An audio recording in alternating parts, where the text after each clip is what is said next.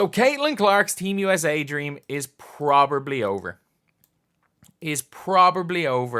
And I'm shocked to see it. I was absolutely shocked to see it after nearly a year out, after not looking like she was doing anything full speed for a while. We've seen Chelsea Gray back playing. We saw Chelsea Gray back playing yesterday, and you might be saying like, oh, Chelsea Gray didn't do much yesterday. And she had 7 assists in 15 minutes. Like, that was so impressive. That is so impressive after missing a game for that long. But yeah, it's looking like Caitlyn Clark's chances at the Olympics are gone. Before we get on to, if you guys are new to the channel, subscribe. If we can hit 9.4k by the end of the day, that would be absolutely insane, lads. But anyway, when it comes to Team USA, the logic of putting Caitlyn Clark in, there's been like sound logic. I think bringing a young player is sound logic. Bringing a Caitlyn Clark specifically for the viewership is sound logic, because one of the goals of USA basketball is to grow the game. Obviously not anymore. It's to grow the game, as long as it's not at Diana Taurasi's expense. I think if Diana Taurasi had said, I'm not playing on this team, I think Caitlyn Clark would be on it. But Chelsea Gray is probably going to start the point guard for Team USA. So there's no ifs, ands, or buts about it. Like, Chelsea Gray is going to be there. And you even saw with Jackie Young yesterday, like, Jackie Young, like, it's funny, she had an unbelievable game yesterday, but you don't hear Aces fans going, oh, the turnovers. Jackie Young had 2 assists and 7 turnovers, but she did have 32 points. She had a hell of a game. Can we all just stop on the whole box score watching? The whole box score watching is funny. But either way, so with Chelsea Gray back in the mix, the team is likely going to be Chelsea Gray at the 1. You're probably going to start Brittany Griner at the 5. You're probably going to play Stewart. You could probably play Breanna Stewart at the 3. At the 4, you're going to have A'ja Wilson. Or even if you want to start A'ja Wilson at the 5. With the way Brittany Griner's been playing, you probably start Brittany Griner. But, like, I still can't believe I still can't believe, like, I don't know what Brittany Griner is going to do. Like, it wouldn't surprise me to see her, like, tape over USA on the front of her jersey. But it's a weird one. It is still a weird one bringing her to the Olympics. But look, if you're just there to bring the best players, go for it. Because she's been the best center, like out and out center in the league this year. She's been unbelievable since coming back from injury. But you probably start Griner. Stewart, Wilson, Gray, and then you've got like the option of at the 2, Jackie Young, Kelsey Plum, Sabrina.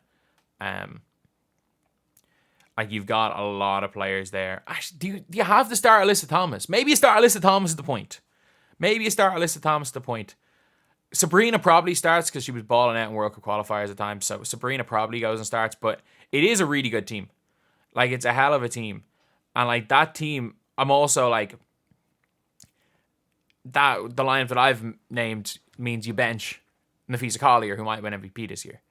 It means you're benching Jewel Lloyd, who's exceptional. So it really is a great team. But when it comes to Caitlyn Clark on 3-on-3, like, Ryan Howard got injured as well. That is this kind of scary thing, is that nobody knows the extent of Ryan Howard's injury. It's not an ACL tear or anything. It's not like Cameron Brinks.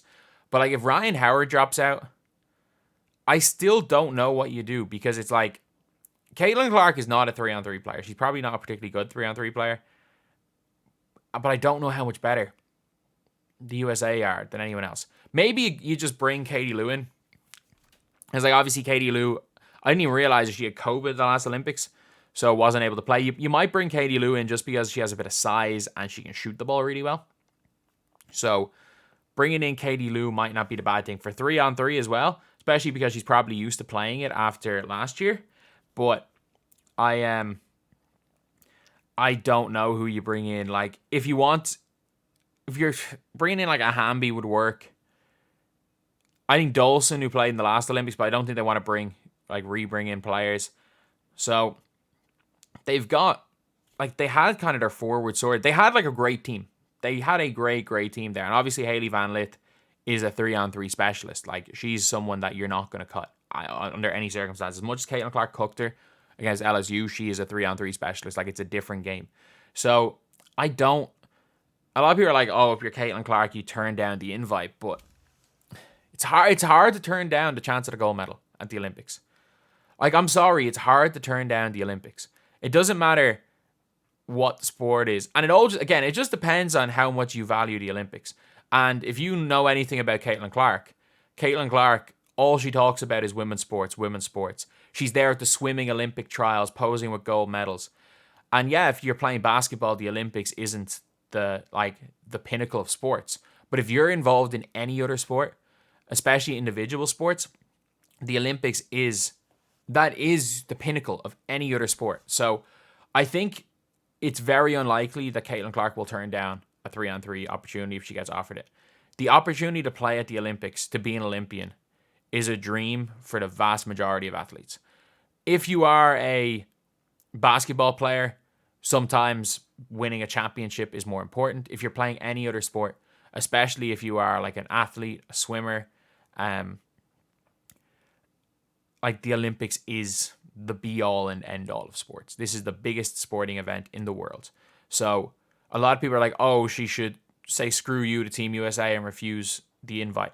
By doing that, or it's like, oh, she should rest and work for the rest of the season. It's like, it's 4 more years for the next Olympics. The Indiana Fever suck. She has an 8-month off season. That 1 month of rest, cool. But I think if she gets offered that 3-on-3 spot, she's going to take it. But I think Team USA have made their bed. I think with all the hoopla about it, I don't think they can offer anything. I think they've made their bed now, and they're going to have to deal with the consequences of not having Caitlin Clark. They're going to have to deal with those consequences. But anyway, yeah, that is the video. So Caitlin Clark's spot in the 5v5 team is basically done. I think if we see a wing get injured, like, for example, a Jackie Young or a Kelsey Plum or something in the meantime, I don't think she's the first selection in. I think that would be Ariel Atkins. And you know what? As far as just the way Ariel Atkins is playing on merit, I don't think I can really argue that too much. But I think the only scenario where Caitlin Clark is on that plane is if Chelsea Gray aggravates her injury and ends up being out. Because the only scenario where she gets in, even I think if Diana Taurasi doesn't make the team, if she ends up, something happens to her, to be fair, she's Iron Woman, so she's going to be on the team. But yeah, I think depending on the position, obviously if a big goes out, Bree Jones is probably first reserve. If a guard goes out, they're probably going to take Ariel Atkins on the wing. But it's Chelsea Gray, the only like-for-like replacement. And at this stage, and the only reason why Caitlin Clark will be first reserve for Chelsea Gray is because Diana Taurasi probably hates Skylar Liggins-Smith more than she hates Caitlin Clark.